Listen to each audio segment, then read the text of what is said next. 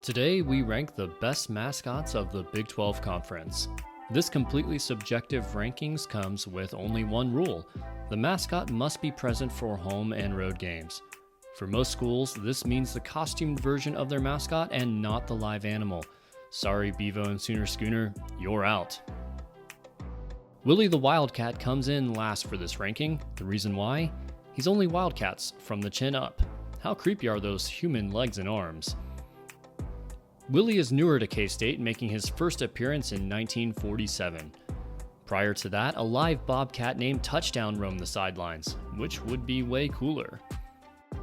Overall, this mascot feels like it's more in alignment with the dark days of K-State before Bill Snyder came to town. Okay, technically, the Masked Rider is Texas Tech's primary mascot, but only Raider Red travels with the team. That's why they rank so low here. Unfortunately for Red, he looks more like a Looney Tune than anything a mascot should be.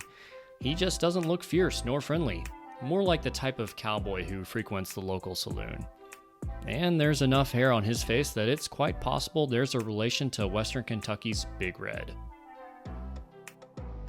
Big J comes in at number 8, and overall this mascot is tough to look at with so many starkly contrasting colors. If Big J ever loses his job at KU, it's safe to say he could find a new home with Los Pollos Hermanos. It's worth mentioning that an alternate mascot named Centennial J made a brief appearance in the early 2010s. He's modeled after older KU logos, but even this improvement wouldn't move KU up the list that much. Inspired by Frank Eaton, Pistol Pete was first used in 1923. Which makes you think the Cowboys would have a huge head start on other mascots on this list. But truly, that's one of the biggest problems with this gunslinger. His head is way too big and pretty creepy. Maybe it's a good thing his face is completely fixed and doesn't move. Much like Willie the Wildcat, Pistol Pete's problems are all from the chin up. Otherwise, the costume and historical persona is really solid. Bruiser is 6th on this list, and there's nothing truly memorable about this mascot. Is it bad? No. Is it good? Also no. Part of that isn't Bruiser's fault. The nickname for Baylor Athletics doesn't allow much room for creativity. The first costume bear appeared at a Baylor basketball game in 1981 and was sponsored by Wendy's. Hopefully they gave him a Frosty since it's so hot in those costumes. Cy the Cardinal marks the midpoint of these rankings. Yes, a Cyclone would be very difficult to make into a mascot, just ask Tulsa's Captain Kane, so Iowa State opted for this Cardinal design in relation to the school's colors.